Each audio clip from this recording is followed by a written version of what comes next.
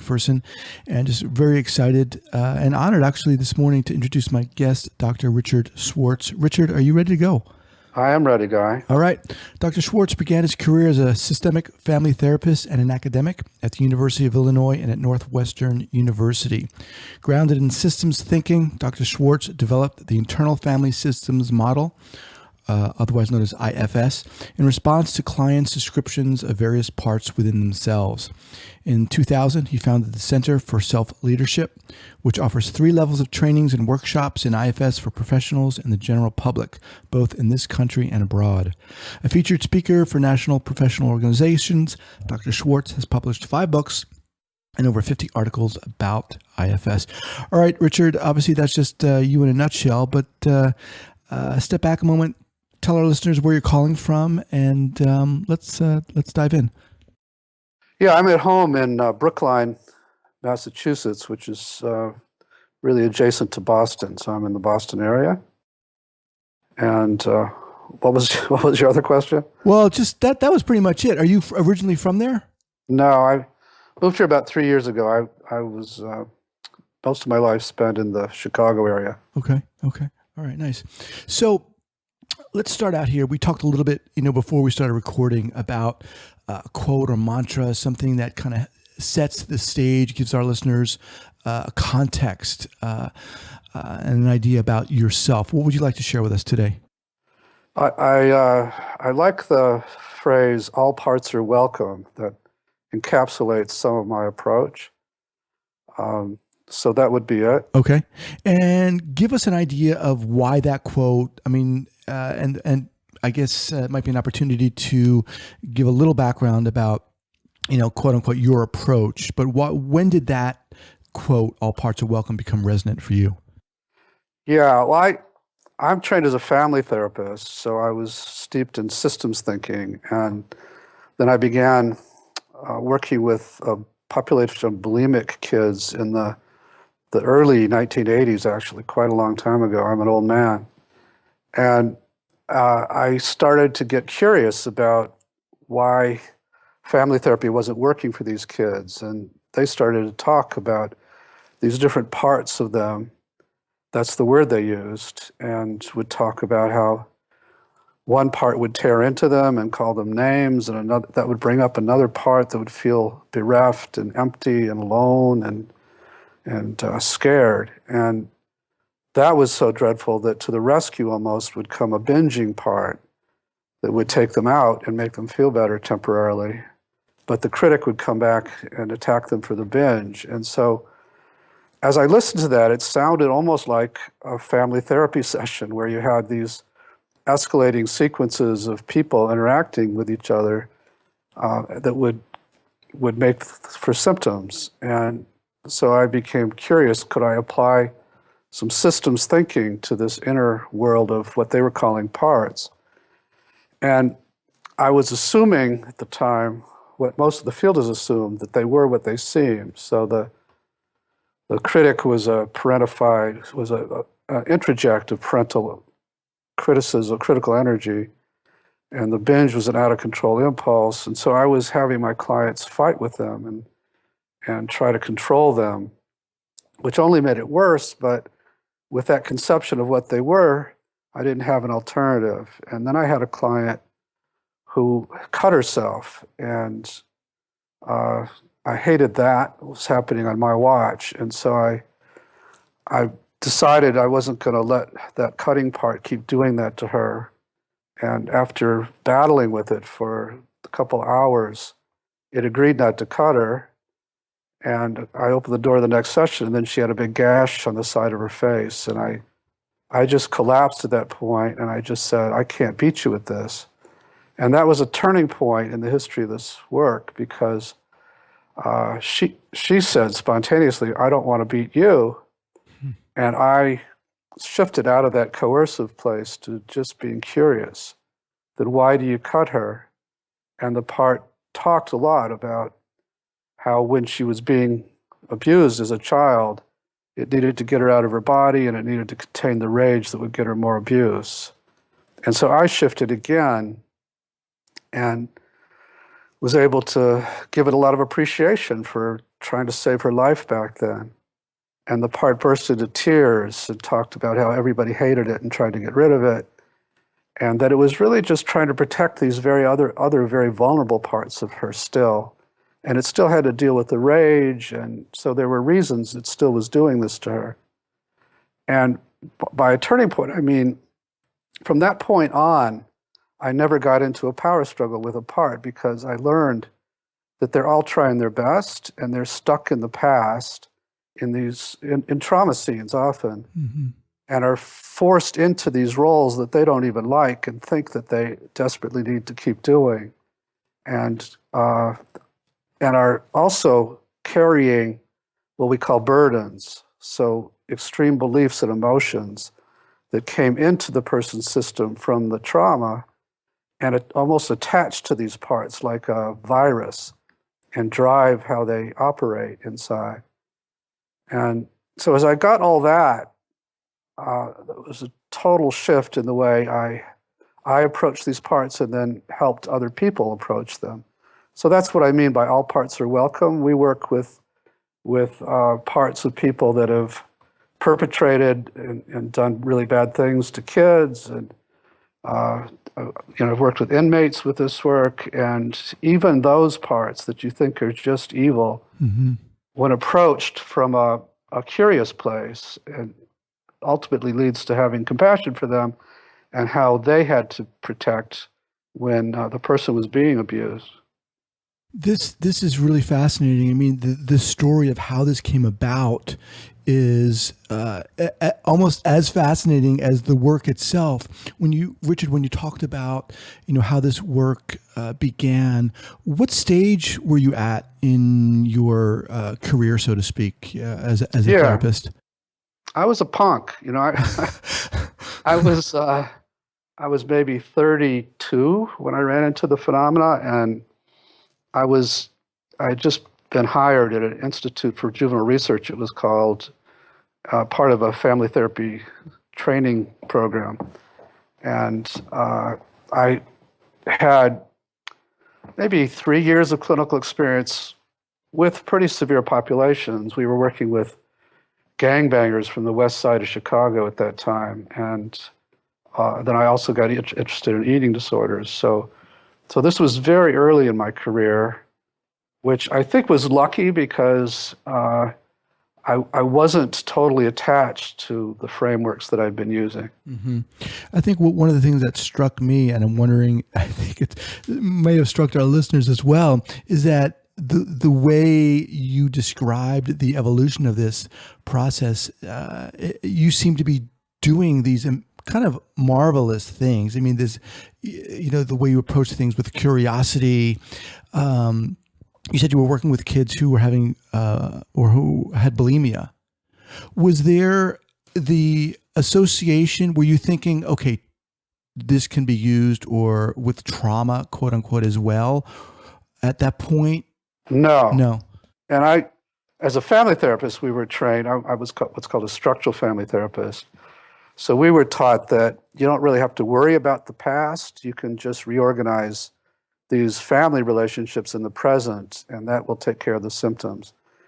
But as I was getting to know these parts, they were constantly wanting to talk about what happened to them in the past that forced them into these roles.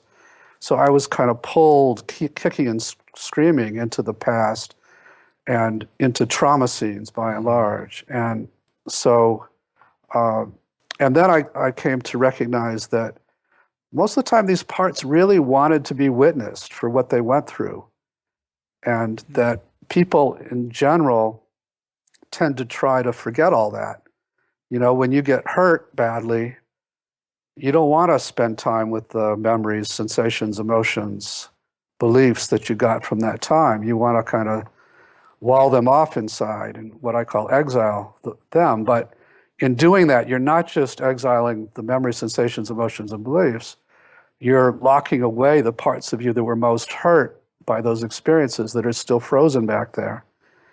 And so most of us, especially people with a lot of trauma, are cut off from vast resources, because my belief is all these parts are valuable.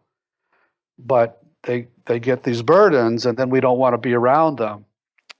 And then we're cut off from all those resources. Mm-hmm. So go ahead. Yeah, I was just going to say that, and it brings up that image of you kind of warring or fighting with that one part of the woman who was, cutting herself, and then that kind of reconciliation later on, the next session, whatever, when she comes in and that gash on her face, and it's like, I don't want to fight with you anymore. That just, as you described it, that just seems such a turning point and such a revelation therapeutically. How did you get there as a therapist? How did you develop that kind of curiosity? Well, I think if there's one thing I'm proudest of, it is that I went outside the paradigm, and I really just followed the data. William James had a phrase he called radical empiricism.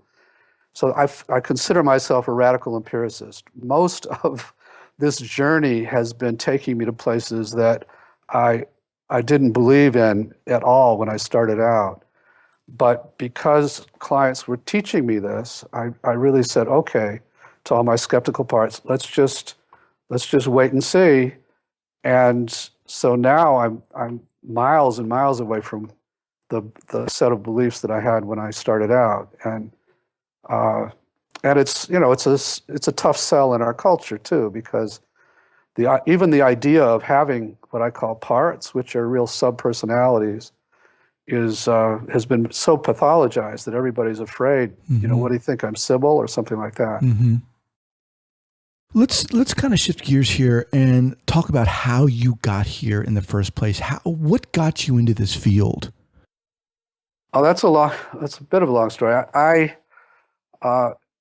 My father was head of medicine at a big medical center in Chicago and got me a job on the psych unit on that medical center during the summers when I was in college. And I would watch, it was an adolescent unit, so I'd get close. These kids weren't that different in age from me, so I would get close to some of the kids. And I really liked them, and they would tell me about their therapy sessions. It was a very analytic place, psychoanalytic, and they would talk about how if they didn't say anything, the therapist wouldn't say anything the whole session. It sounded absurd to me. And then on weekends, I would be there with the kids. That's when I worked. And I would see how their families were tearing into them. How could you do this to us, and so on. And and then in the therapy sessions, none of that was being addressed. So from all of that, I said, there's got to be a better way to do this. And so when I graduated, I heard about community psychology, so I tried that for a while, but I'm sort of too much of an introvert to really do that in a big way. But then through that, I heard about systems thinking and Gregory Bateson, and then followed that down to family therapy. And that's where I found a home initially for a long time. And all I've done is taken a lot of those family therapy systems, principles, and applied them to these inner systems that people have, and found that they work very well that way. I wanted to mention one other aspect of this work that really shocked me. If you think that all parts are valuable is shocking. As I was doing that inner family therapy, and I'm trying to get parts to talk to each other and get along better, and I'm having my client talk to different parts, and I was using open chair stuff back then. Mm-hmm. And I would find, though, that maybe I'm having one of my bulimic kids try to talk to her critic and get along better with it, but she's getting angry constantly at the critic, and it's getting in the way. So I would see is there a part in there that hates the critic who's influencing you to be mean to it? And could you find that part, and could you ask it to step back inside? Which was basically what I'd been doing with families. If there's two people talking to each other and one gets angry, it's often true that a third person is influencing that one to be angry. And if you got that person to step back in the office, the things would go better. So I did that, and people would say, yeah, okay, it stepped back. I'd say, then now how do you feel toward the critic? And it would be something along the lines of, I'm just kind of curious about why it's calling me names. Or even, I feel sorry for it, that it has to do this all the time. Even compassion suddenly. And so then, if I got them there, the conversation with the critic would go very well, and it would reveal what it was protecting, and we could actually heal what it protected, and then everybody could transform. This is a model of transformation. We actually help all these parts out of the roles they're in into their naturally valuable states. And so I would ask now, who is that that's got the curiosity? What part of you is that that's got the compassion? And everybody would say, that's just me, that's myself. So we call that the self with a capital S. And I think the biggest discovery of IFS is that that self can't be damaged and is in everybody. It's kind of our essence. And it can be accessed much more quickly than even meditative traditions have thought, just by asking these protective parts to open space for it. As you're talking, I'm feeling a wave of kind of healing in this. There's something so allowing about this process. There's something so healing about knowing that we all have these different parts that are kind of operating kind of behind the scenes, and maybe some not behind the scenes, but and I love that feeling. I was also intrigued, Richard, when you said to yourself when you first started, you had parts. There was a part of yourself that had to kind of watch the skeptic in you. That was also interesting to me. Yeah, I mean, as I was working with the bulimic kids, first I thought, oh my God, these kids are a lot sicker than I thought, because they're talking about these alters inside of them. But then I started listening to myself. Oh my God, I've got them too. And some of mine are equally extreme around food. And so then I calmed down and just started thinking, maybe this is the way the mind is. And that people who are diagnosed with, for example, DID, their parts just got blown apart more. But the fact that they have these full personalities isn't any different from all of us. And that's the position I take now. All right, let's kind of continue on here. I want to ask you about an early clinical error, what you learned from it. But first, let's just take a moment here and pause for these announcements. For only $59 a month, Brighter Vision will get you a website as unique as your practice. Brighter Vision is a worldwide leader in custom therapist website design. The websites are modern, clean, and designed to get more people contacting you. For 1 month free, go to www.brightervision.com/guy. That's www.brightervision.com/guy and use a coupon code GUY. All right, Richard, you kind of alluded to maybe some errors, quote unquote, you made early on when you were developing this theory. But share with our listeners, if I can put you on the spot here, an early clinical error and how that kind of evolved, what you learned from it. Yeah, so I was mucking around with people's inner systems in this way that I've been describing. And it seemed to me that I should try to get to the pain inside of them as quickly as I could. And in some sessions, I would succeed in doing that, and they would spend the session crying and feel some relief at that. But then I began to notice they were having sort of large bad experiences immediately following the session.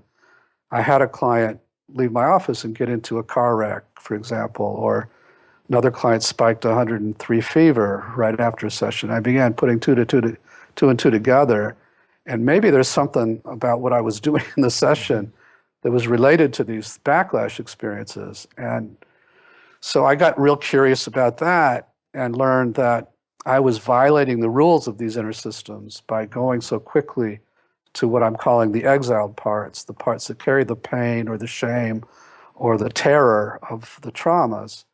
And that in fact, there are parts that protect them or protect the client from going there that I needed to get to know and honor and get permission from before going to those exiles.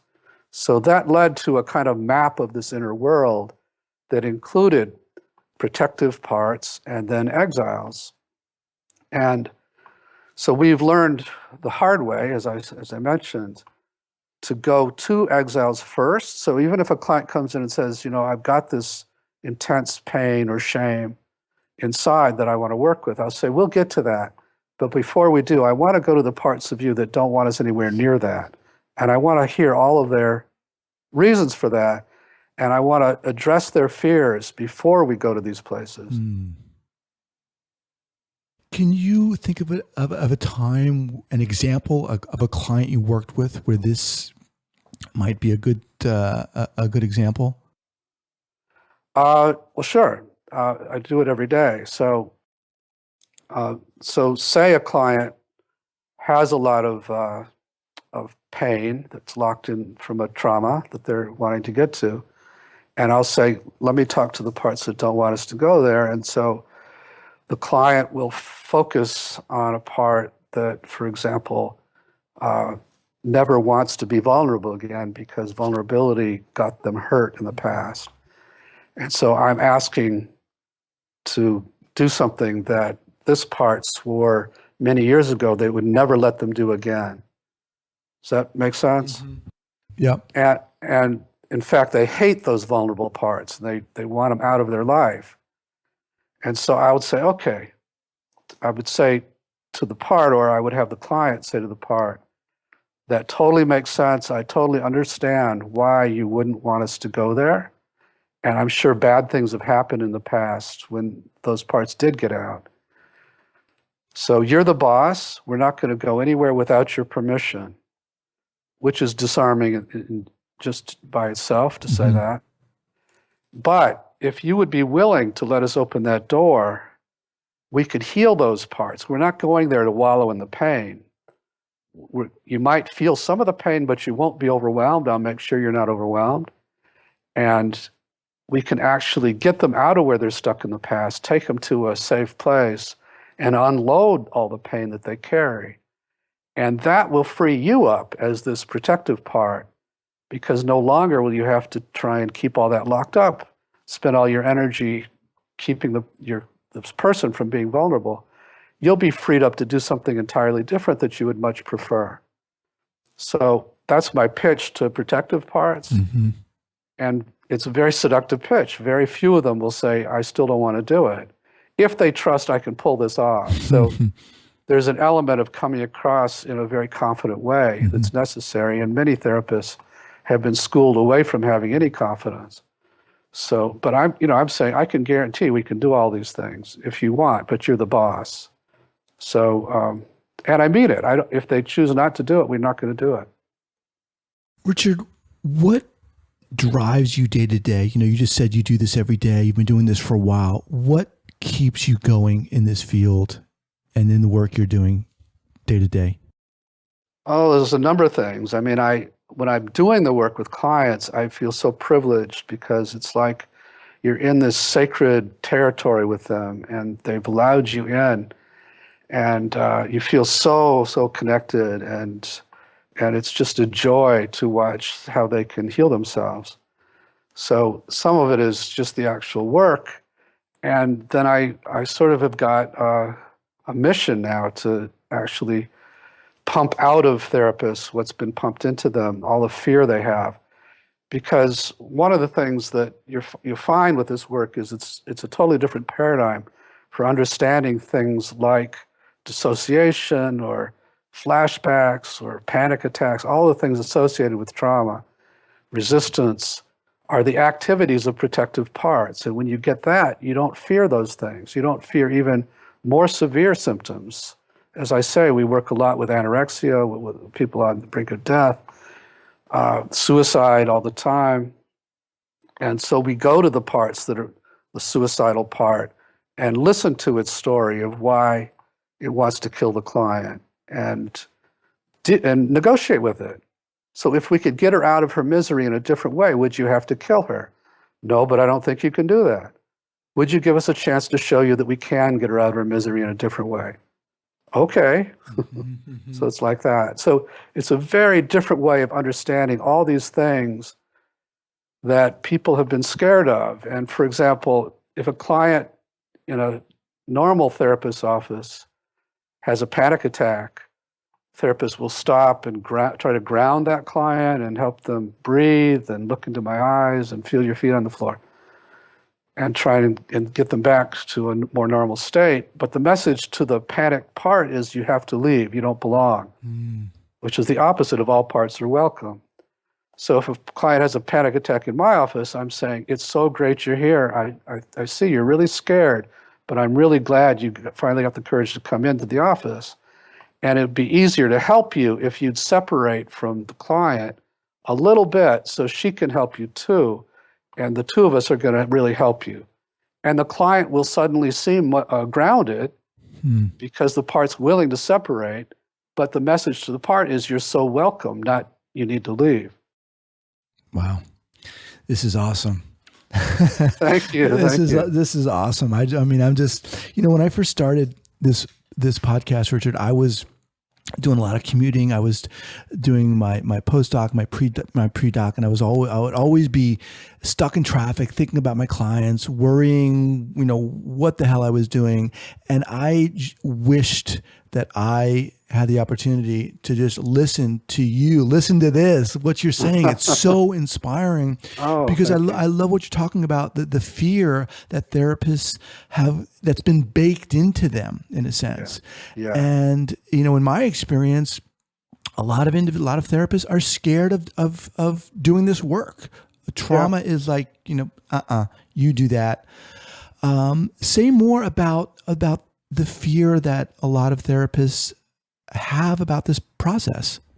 Well, in addition to the fear of these scary symptoms that come up with trauma, there's a real fear of this, what I call the overwhelm. So what I call the exiles carry all of this intense pain, shame, terror, and loneliness. And as clients get close to them, they'll start to show a lot of that. And that will scare therapists too, because they've been taught to fear the overwhelm.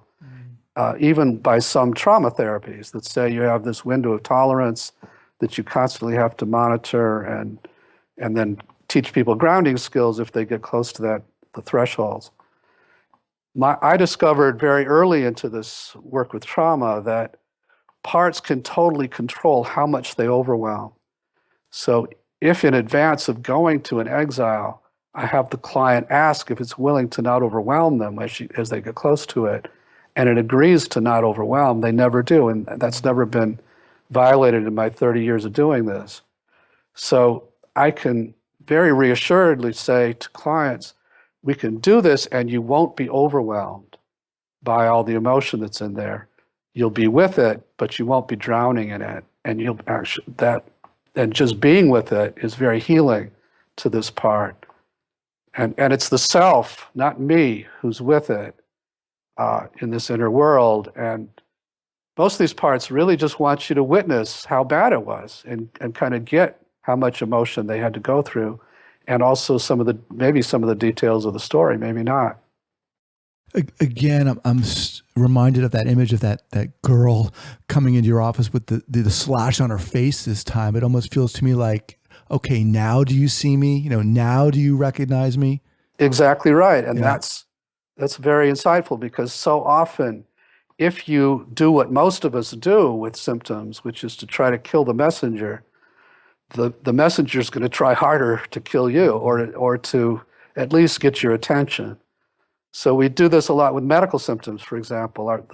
Our big outcome study was with rheumatoid arthritis, published in the Journal of Rheumatology, where we would have people focus on the pain in their hands and ask it questions as if it were a part.